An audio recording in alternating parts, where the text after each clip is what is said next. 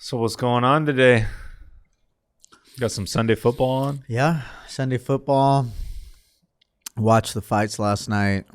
Nate Diaz versus Tony Ferguson. That was cool. What do you think about that? That whole thing that happened. That was kind of weird, huh?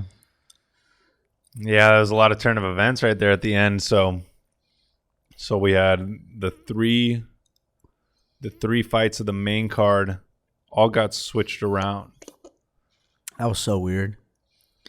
Yeah, I don't know. They were saying there was a brawl at the press conference. Man, I don't think so. I don't know. I don't know.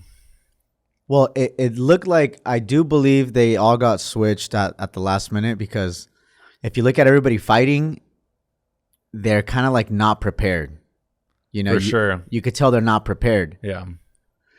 But at the same time, I saw online that Nate Diaz felt like he was forced to fight Chimaev. Yeah, but we heard him in the post-fight press conference. And he was like, you know, Chimaev came in overweight and Nate was pissed, but he was like, I know I'm still going to fight someone else. They're going to figure it out. So, well, yeah, you know, UFC figure it out and then call me and let me know what you guys figured out. Yeah. Well, I mean, he wants his check, you know. Yeah. He's like, yo, I just want my check. It's my last fight. But he was saying he was cutting weight and he was like, had 1 more pound to go. Yeah. And they told him that Chimaev was overweight, so he wasn't going to be fighting him. Or he knew they weren't going to fight because the athletic commission wouldn't sanction the fight. So he knew he had to have someone step in. I don't know if he assumed it was going to be someone on the card, or if it was going to be someone they flew in 24 hours notice. But you know, yeah, that was really crazy. I can't believe Chimaev didn't make weight. He said something about his doctor saying that, you know, it was dangerous for him to cut. Yeah, I don't know. See, we don't have any detail there. If you know, he was already showing signs of having difficulty with the cut. He seemed like he was willing and able to continue. Yep. But for some reason, a doctor told him not to continue. Yeah, that's kind of strange. That's how it seemed. That's what they said. It seemed like that because that's how he was explaining it in the post-fight press conference. Yeah. So. But wow, first round finisher, Chimaev. That was crazy. Yeah. I mean, he came dominated out. Him. He was ready to go from the start. You know, Holland came out and was going to give him a You saw that too, right? Everybody's, I don't know, dude. I thought that was pretty of a low blow from Chimaev to Holland. Not very respectful. Yeah, it's not very sportsmanlike. Like, you know, he's putting his hand out there. But that's always a questionable thing. I mean, that's true. He's coming out there after they already touched gloves in the pre-fight with the ref. The ref goes, you know, we've been over the rules in the back. If you guys want to touch gloves now, go ahead and touch them, and and get ready for the fight. Yeah. And they both go back to their corners. They touch gloves. They both go back to their corners, right? And then they started the fight. And then why is he coming out? Why does he want to touch gloves again? Coming another high five to start it. This isn't a date. It's a different. But he's also setting a completely different tone by coming out and offering him the high five, because that's showing Chimaev that, hey, you're going to respond to my action and you're going to come out and start slow when I'm ready. Yeah. And that's not what he wanted to do. The ref says go. Yeah. Once that happens, it's, you know, everything's fair. It's a free for all. Exactly. So, I mean, I get it, because I've seen guys come out there and they'll like associate or like go along with like that respect, but it's also like they're also making a decision to go along with what the other person's wanting to do, and that's part of the fight. You don't want to do what that person wants to do. You're going to mess up their game, right? Yep. So him coming out, shooting for a takedown, and I mean that sealed the deal right there. Yeah, that was insane. Yeah. And then I saw the same thing with Ferguson and Diaz. You know, Ferguson would put his hand out, and Nate Diaz would just like swat it out of the air. You know, when like don't give me no high five. When was that? That was during the Nate Diaz and Ferguson fight. Yeah, but like at the end of the round. That was like second round, beginning of the round. During a fight. Yeah, during a fight. Yeah, so usually when based on what I've seen watching a lot of UFC fights, you'll see a guy slap someone's hand in the middle of, them squaring off, while they're just pacing, feeling each other out, right? If Nate were to slap his hand, I don't think at that point Tony's asking for respect. I think Tony's putting it out there because that's his stance. Yeah. He's putting it out there like this. And he could be measuring him. Yeah, right? He could be measuring him, and Nate just hitting the hand could disrupt that that gauge of distance. True. It looked like he was like saying like, hey, like, second round, and Diaz was like, fuck that, like, get that shit out of here. Yeah. Which was cool. I thought it was cool.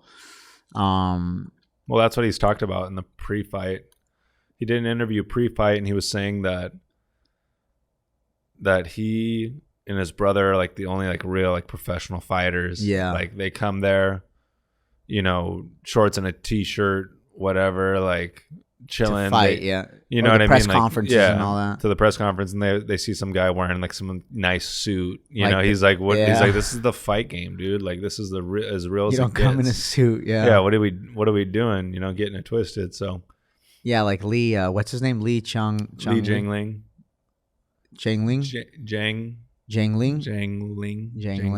Oh, okay, yeah, he came all suited up. Yeah, it's pretty cool. I respect that. But it's true, like, well, they're treating it like a business, Of course. They're wanting to be professionals. They're promoting themselves. And I get it, but at the same time, Diaz is also a different style as well. Exactly, yeah. Come in there, not in a suit, not giving a fuck. Yeah. Like, people are going to recognize that as well. Exactly. That's a whole nother style in itself, right? Yeah. That's another type of character, in the game, in the fight game, as Nate Diaz said. Well, because you could be super flashy, right? Wear the suit, all designer, everything. Yep. And have that kind of a persona, or you can just have the Nate Diaz persona of like, I don't give a fuck, smoke weed and just chill. Yeah. And this is as real. This as is what gets, it is. Yeah. I'm a real motherfucker. Yeah. Because people like that too. Yeah. Clearly. Yeah. Kind of like how McGregor. McGregor was always, suited up, wearing designer, Gucci, Versace, all that. And well, he wanted to stand apart, and he did. I think that's a way of them actually standing apart, because most of the guys go up there, whatever, they're just wearing a regular ass t-shirt, MMA gym on it, like exactly. They don't give a shit or whatever, But that's a whole other side of the business that's been coming into picture more in the recent years, since McGregor coming out with like 3-piece suits. Yep. Like you never saw UFC fighters in like the 2000s that were doing that. Yeah. All of those guys came out there like they were just walking out of their gym, like just some basic t-shirt. I'm glad they're doing that, because it really makes it more like prestigious, it makes it more. Well, they're making it more normalized to society, because if you just see all these guys in gym gear all the time, and that's their talent, but if they see them in that way with all the gym gear on and stuff, like the public's not going to be as easily to perceive or accept them. Yeah. Not only that, but they're turning themselves into celebrities, Yeah. And that's a way to do it, is like that's the new age, Exactly. They need to make money talking. Yeah. Because they're basically like kind of like a product, like people go to watch them fight. They're entertainers, Yeah. So you got to dress kind of like an entertainer, You're on TV, you're on, YouTube, you're on all these streaming platforms. People want to see you dress nice, They're coming out to see you. They're spending money to come see you. Dress nice. They're characters. Yeah, basically characters. Well, and the more that they develop the character, the more that people are going to be involved, Like, look at McGregor. I bet you nobody can forget McGregor. Like, McGregor is hard to forget, because he turned himself into such of an icon of UFC that, it's hard to forget. Well, it was all of it together, right? It was the personality. It was the fashion, right? The style. Pulling up in Bentleys and stuff. Yep. There was that. And then it was, even if he had all that and he wasn't able to talk, he wouldn't be who he is, Yeah. Because, dude, even if you have like dressed nice suits, cars, money, whatever, you can flash it and stuff. Yeah. But if you can't talk and you can't back up your game and like actually have like good material of what you're gonna say, like he'd come to the press conferences like prepared. Yeah. Like with lines he would hit people with. Well, think about it. He got reactions out of people. He got the attention. It is, you know? He just got the attention. The thing is, like, he kept their attention. Think about it. You talk shit to somebody and somebody else was watching. They're waiting to see, you know, how you react, you know? Yeah. McGregor was talking a lot of smack. He's good at talking smack. He's good at, like, hitting the nerves, you know? Like, think about it when he was fighting, what's his name? Mayweather. Yeah. All the stuff he was saying, Mayweather didn't even know how to respond. You know, Mayweather is just like frozen there, drinking his like cup of like coffee, whatever. At the same time, though, that's also him choosing not to respond. True. You know? True. Because with someone like Floyd Mayweather, it's like he's been running the game for a long time. Yeah. You know, and he's got the boxing game on lockdown. Yeah. You're right. What's he, 50-0? Like, true. McGregor's gone and lost, and I know UFC and boxing is completely different, and you know how they decide on fights and the different ways of the sports, how they're different. Yeah. You know, but at the same time, like that's also a character of Floyd to be undefeated and strategically choose who you want to fight. Yeah. You know. Yeah, I just felt like he needed to respond a little more because I mean you're trying to sell a fight. Yeah, but Floyd's never been in those kind of press conferences. True. A lot of his press conferences has been like he's like, I'm the best, and the other guy has a lot of respect for him. Yeah. You know, like we're talking like he's never been disrespected. Yeah. You know, like McGregor. Yeah, like McGregor did. That's why I felt like he didn't know how to respond because he was never put in that situation. You know, ever since he was young, he was just coming up, doing good.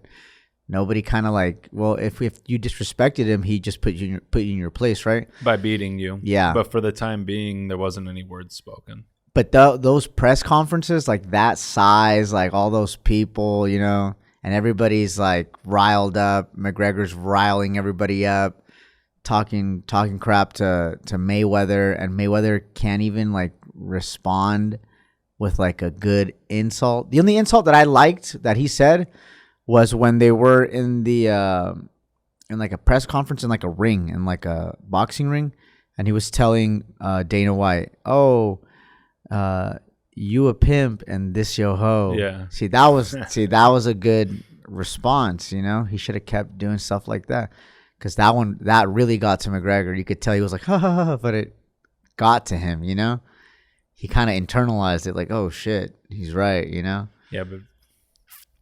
You know, I don't think Floyd can really read or write though.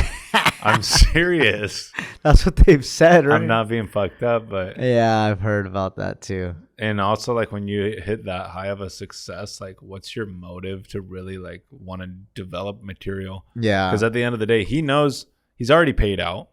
Yep. He knows people already love watching him. So, what more promotion is it going to be of him to read and write material? And then go and say it in a press conference. Somebody should do it for him. He's already, for sure someone should do it for him, but maybe he just wants to be authentically himself. Yeah. You know? Because honestly, that's all a charade. And it's hard hard because you have to assume that you have to step into that persona. You know? I don't know if you've seen Colby Covington. No. In the in UFC. Mm-mm. He's the guy who wore the Make America Great Again hat. Okay. He was promoting, not like promoting Trump, but he was like supporting Trump, and brought Donald Trump Jr.'s book onto the stage for a press conference, and he's basically like, I guess, trying to get with the Trump supporters, to draw that audience to him. Oh, you know, because he like represents America, and I can see that. So, but a big thing for him was that he was going to get cut by the UFC. Oh wow! And then he started to put on like this whole charade of this persona, you know, being loud and brash at press conferenes, and just being super rowdy, you know. Well, he was trying to stay alive, you know. Yeah, well, that was what it was. You know, he just had to develop this character so he could stay in the UFC, draw a lot of attention to him, and make money. Yep. You know, and he does well, but a lot of people say, "Oh, well, I've seen him, outside of like the cameras and stuff, and he's a really nice guy, always super chill, like very down to earth, respectful." And it's like the fact that someone can go from like being nice and respectful off camera to like going on camera to being this like crazy like character, just super rowdy and like saying really like grotesque shit about people's families and stuff. Like, dude, he was talking about Usman's family and like how his dad went to jail and all this stuff. And like, dude, like, really, heavy shit. You know, he's like airing out their closet. You know, wow, like, yeah. But I think it's to get a reaction in the public eye and get them to watch his fights. Exactly, yeah. But at the same time, it's like, how far are you willing to go? You know? Well, that's his job. You know, at the end of the day, okay, he fights. It's promotion. But he's an entertainer. Yeah. He's an entertainer. And if you don't entertain anymore, you're gone. You know? You have to be entertaining. People have to want to watch you. Otherwise. I know, but what's... Like, where do you draw the line? Because you can do a lot of promotion, but you don't have to talk about people's family issues. Well, maybe he just doesn't know how to entertain. That's the only way he could let it out. That's the only way he could attempt it. It's going to get lots of reactions. Definitely. Because even for me to be speaking about this right now, that's like, I think it's a little too far, but then again, it also engages my emotions a lot. Yeah. As well. Yeah, you're entertaining it. You know, you're entertaining his act that he does, you know. But if you're able to capture people and attention, then that's where the money goes. Oh yeah, because there could be people that are not, not the smartest, or they may not be speaking the most properly, the most comforting to people. But if they're able to engage people's attention, then they'll watch. Oh yeah. Then they'll make money. Attention is the most important resource on earth. You know, if you really think about it, in the Super Bowl. I think you told me the number the other day. Well, for not even a Super Bowl commercial, NFL commercial during the season for 30 seconds, it's like 847,000. Imagine 30 seconds, 840,000? 847. Okay. And how many people are roughly watching? Do you know? A couple million, right? I assume. To look it up. Yeah. Well, anyway, think about it. 30 seconds, 847,000. Some of these people on Instagram and all these social platforms, they get, they're able to get, that kind of reach. I would assume so. They have millions of followers. They put up a post. A lot of people are going to watch it, You can potentially grow to a NFL-sized brand advertising income just on social media. Being on Instagram, being on Facebook, TikTok, YouTube, Twitter, whatever. It's just crazy to me that companies would pay $847,000 for a 30-second commercial, not even on the Super Bowl. That's insane. Well, it's only crazy to you because you're not aware that that's what that spot is actually worthy of. Yeah. And that it can generate more money on top of that. Yeah. Companies are willing to pay. That's the only reason why they're doing it. Yeah. They're not spending $850,000. It's profitable. Not make any money. Because if it wasn't profitable, people wouldn't be paying it, Companies wouldn't be valued that high. Yeah. So somebody was willing to pay that much because it generated a lot more. Yeah. There must be a lot of people watching the Super Bowl. Yeah. And acting on the commercials. But yeah, that's crazy stuff. But what about, I wonder what these fighters do after like a big fight, how do they relax? I know Nate Diaz went to XS. He was telling that Chimaev said, "Hey, meet up, XS, motherfucker." That was pretty funny.